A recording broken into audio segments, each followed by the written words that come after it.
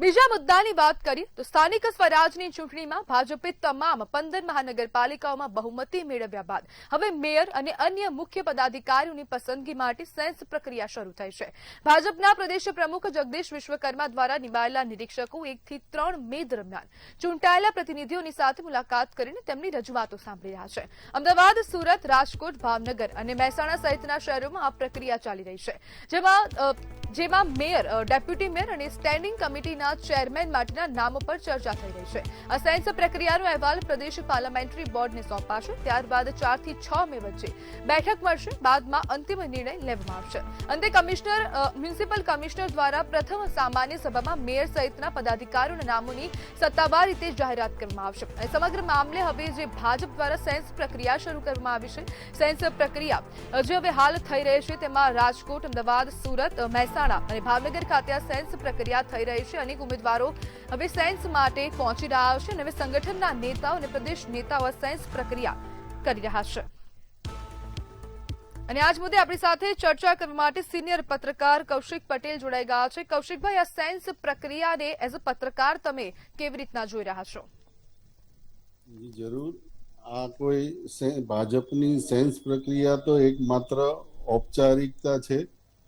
જે રીતે ચૂંટણી સમયે ઉમેદવારોની દાવેદારી માટે જે સેન્સ પ્રક્રિયા કરવામાં આવી હતી અને દાવેદારોનો રાફડો ફાટ્યો હતો, અને જ્યારે પાર્લામેન્ટરી બોર્ડમાં ઉમેદવારો નક્કી કરવામાં આવ્યા હતા ત્યારે કોઈ લાયકાત કે સેન્સ પ્રક્રિયાના આધારે નહીં, પરંતુ નેતાઓ અને ધારાસભ્યોના માનીતાઓને ટિકિટ ફાળવવામાં આવી હતી, એ સૌ કોઈએ જોઈ છે. એટલે વાત કરીએ જ્યારે mayor, deputy mayor, standing chairman અને શાસક પક્ષ નેતા માટે જે હાલ સેન્સ પ્રક્રિયા ચાલુ કરી છે, આ પ્રથમવાર આ પ્રક્રિયા શરૂ કરવામાં આવી છે. અહીંયા વાત એ મહત્વની રહેશે, કારણ કે સુરત માટે પાટીદાર જેવો ગઢ ગણાય છે, એ ગઢમાં 10 વર્ષ પછી ભાજપના કોર્પોરેટરો મોટા પાયે ચૂંટાયા છે. એટલે ભાજપ માટે સૌરાષ્ટ્રવાસીઓને સાચવવા માટે એક મહત્વપૂર્ણ નિર્ણય લેવો પડે તેવી સ્થિતિ છે. કારણ કે આવનારી 2027 વિધાનસભાની ચૂંટણીની તૈયારીઓ પણ હવે શરૂ થશે. એટલે એ જ્યાં આમ આદમી પાર્ટી એટલી સક્રિય છે, ત્યાં સક્ષમ અને સારો નેતૃત્વ આપે તો તે સીટોને પણ અસર ન થાય ભવિષ્યમાં, તે બધા સમીકરણો જોવાશે. એટલે મને એવું લાગે છે કે આ વખતે જો મહિલા મેયરની જે 2.5 વર્ષની ટર્મ છે એમાં પાટીદાર પ્રભુત્વમાંથી કોઈ મેયર બને એવું મને લાગે છે.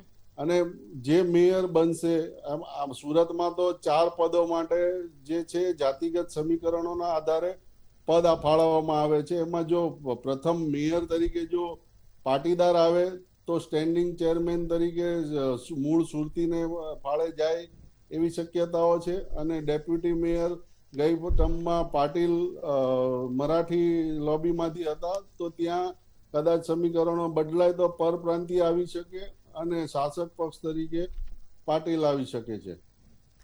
કૌશિકભાઈ, હવે જે અંદર જૂથબાજી થઈ રહી છે ભાજપ પક્ષમાં ખાસ કરીને, તો પછી હવે આંતરિક લોબિંગનો કેટલો પ્રભાવ પડશે આ સમગ્ર પ્રક્રિયામાં? ખરેખર સુરતમાં 3 જૂથો મોટા છે, એટલે દરેક જૂથ પોતપોતાનો મેયર મૂકવા માટે હાલ લોબિંગ શરૂ કરી દીધું છે. એમાં પાટીલ જૂથ તરફથી પણ મેયરની દાવેદારી આ વખતે કરવામાં આવી છે. અને મૂળ સૌરાષ્ટ્રવાસીઓ તો ગત ટર્મમાં 2.5 વર્ષ હતા, આ વખતે ફરીથી મહિલા ઉમેદવારી તરીકે સુરતીઓએ પણ દાવેદારી કરી છે અને પાટીદાર લોબીમાંથી પણ મેયર તરીકેની દાવેદારી કરી છે. એટલે આ સેન્સ પ્રક્રિયા તો મને ઔપચારિક લાગે છે, કારણ કે આખરે તો જે જૂથોની લડાઈ છે કે પોતાનું વર્ચસ્વ પાલિકા પર જળવાઈ રહે, તે માટે તેઓ પોતાનો મેયર આવે એવું જ ઈચ્છે છે. કારણ કે પાલિકાનું જે બજેટ છે અને જે સત્તા છે તે વધારે કેન્દ્રિત હોય છે. એટલે આ ગ્રુપો પોતાના મેયરને મારો માણસ તરીકે લાવવાના પ્રયત્નો હાલ વધુ ચર્ચાઈ રહ્યા છે. કૌશિકભાઈ, જે પ્રમાણે આપ વાત કરી રહ્યા છો કે હવે અંદરો અંદર ક્યાંક ને ક્યાંક ડખા ચાલી રહ્યા છે, પરંતુ હવે ભાજપ માટે આ ડખા કેટલા એક ડિફિકલ્ટ સાબિત થઈ શકે છે, કારણ કે દરેક સમાજ પોતાના મેયર માટે દબાણ તો કરી રહ્યું છે. હવે આ કેટલો મુશ્કેલ સમય છે ભાજપ માટે? હાલ તો આ ટર્મમાં તો ભાજપ માટે મુશ્કેલ ના ગણી શકાય, કારણ કે 120 માંથી 115 સીટો પર ભાજપ જીત્યું છે. એટલે વિરોધ પક્ષ તરીકે સામે ભૂમિકામાં એવું મજબૂત દાવેદારી વિપક્ષ નેતાની પદની પણ એ લોકોને મળવાનું નથી, એટલે એટલો મજબૂત વિપક્ષ પણ નથી. એટલે જે પણ કોઈ મેયર તરીકે આવશે તેના માટે ચેલેન્જ તો એટલી નથી પાલિકામાં, પરંતુ 2027ની વિધાનસભાને ધ્યાને રાખીને જો ગણવામાં આવશે તો મેયર માટે ખૂબ જ કપરા ચઢાણ થશે, કારણ કે વિપક્ષ પણ વિધાનસભાની સીટો જીતવા માટે પાલિકામાં જે મુદ્દાઓ છે તેને મજબૂતાઈથી ઉઠાવશે. હાલમાં જે ગત ટર્મમાં સૌથી મોટો મુદ્દો જે હતો કચરા કૌભાંડનો, એ મુદ્દા સામે મેયર ટકી શકે એવા ઘણા મુદ્દાઓ છે જેમાં કૌભાંડ આચરાયા છે, તો એ વિપક્ષ એ મુદ્દાઓ ફરીથી ઉઠાવશે. એટલે મેયર તરીકેનું પદ જે છે એ મજબૂત દાવેદાર હશે તો વિપક્ષ સામે ટકી શકશે એવું મારું માનવું છે. જી બિલકુલ, કૌશિકભાઈ જોડાવા બદલ આપનો આભાર.